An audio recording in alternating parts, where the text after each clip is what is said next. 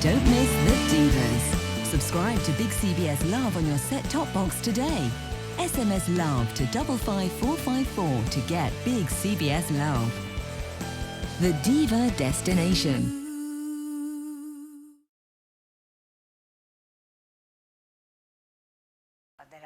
If I were to interpret it as there are some things that basically that are different in the way men approach and women approach, whether it's areas of interest or anything else. Yes, there are. In some cases it is true, but not as much as it is maybe made out to be. Yeah. To what extent?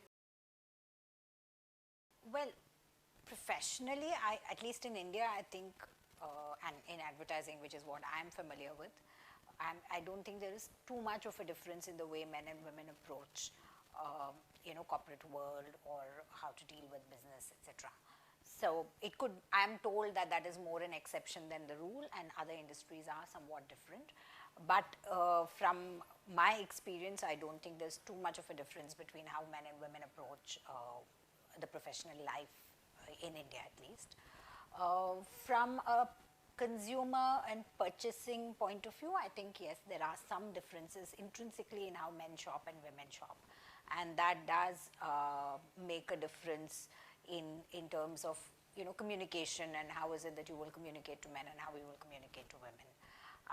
I think men are easier shoppers and women are definitely a lot more involved and a lot more sort of inquisitive shoppers. So you would rarely find a woman who walks into a store, just heads to the aisle where she wants to buy whatever it is and head out. She would definitely browse a lot more, show an interest in things that she didn't perhaps plan to buy as well. Men generally tend to be, again there could be exceptions, but generally tend to be sort of point A to point B shoppers. So they go, they pick up what they want, they know what they want, they pick up what they want, and they're out of there. So there are some differences there, I think, yeah. Yes, women are involved in a lot more, in a stronger way in a lot of decision-making processes. But what I'm finding quite surprising, and I was also of the view that women are increasingly more and more involved in decision-making, but a lot of research that we've done for brands show that actually men, even if you look at household products, which are like your regular monthly shopping baskets, 50% of the households, the decision is made by the male, the head of the household, which is typically a man, makes a decision on even things like what soap you buy and what oil you buy and what paste you buy. So I'm not so sure how evolved it is. If you take a larger sort of set of India, not just very, very upmarket or affluent homes, but it is still very, very, the role of men in regular household purchase is still very, very high. The difference probably is that even if he may be the final, shopper or the decision maker, the influence of women is definitely increasing, or at least I would like to think that it is increasing. The reasons for it, again, greater exposure, more, availability of communication tools, higher education levels. If you go even to the lower end of, the pop strata in society, women education is increasing, and I guess with increasing education and awareness, they do have a point of view and a preference, and that's going to get communicated even if they are not the people in the last mile going out and actually closing the shopping, but they do then influence what goes into that sort of basket. Yeah. But I think still some way to go compared to even other Asian countries in terms of what role women would play. Non-television media, one of the mistakes that we make in the media business is we assume that women are watching a lot of TV, which is true for the majority of India, but I think when you get into the more SEC A1++ women, I think their incidence or the amount of television that they watch is actually quite relatively lower compared to the sort of mass-based women.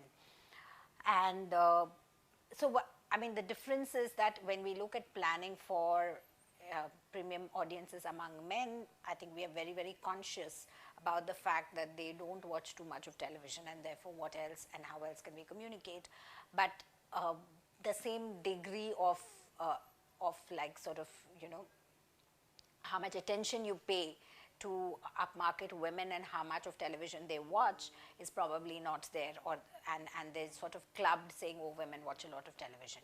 So I would say that yes, they do watch television, but they watch a lot less of it, and they are very selective about what they watch. So I think they will have typical programs that they follow, but they would not just be, if they have some free time, they don't necessarily will be just surfing television.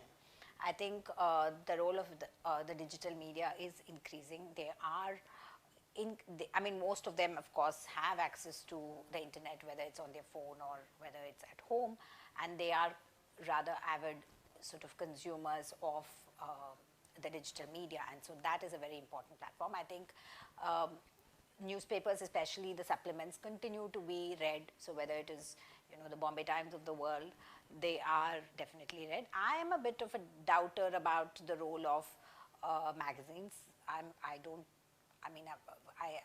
Data shows also that it is declining, but apart from that, in terms of, you know, the consumer tubes that we do and the people that we meet, the incidence of reading magazines is very, very low. So I don't see a great role for that among women. What is really growing is the digital medium.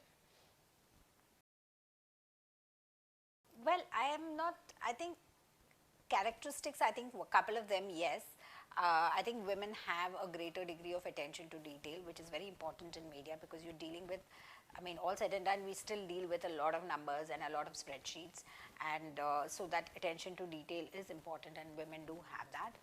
I mean, that's like at a very executional sort of level, but otherwise I think in general, and I don't think this is true only for media, but in general I think women are able to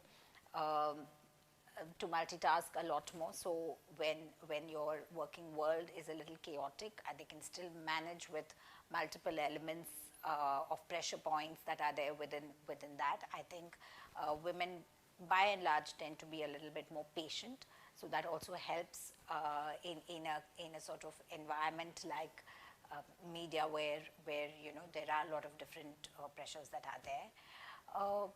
Apart from that, maybe because, like you said, Rhoda Mehta was one of the earliest successes in the media industry, but because from a very early time when the industry was evolving, there were a number of, apart from Rhoda, there were others as well, there were a number of women leaders who were there, which probably was very aspirational for other women who were coming in, and also comforting that you already had women leadership. And that could be another reason why they sort of led from the front right from the beginning, and therefore the industry has attracted and nurtured women, I would say. Well, I'm still here, so I guess it has been good, but I've really enjoyed, you know, whatever I have done till date, and I've worked primarily with one organization, and yet within that I have been lucky enough and fortunate enough to have a very varied set of experiences within one organization, and that is really the strength of Group M, that it does offer you opportunities within one company, but which help you to grow and evolve as your career continues. And so I would recommend that this industry, and particularly the company that I work for, is a great place for women.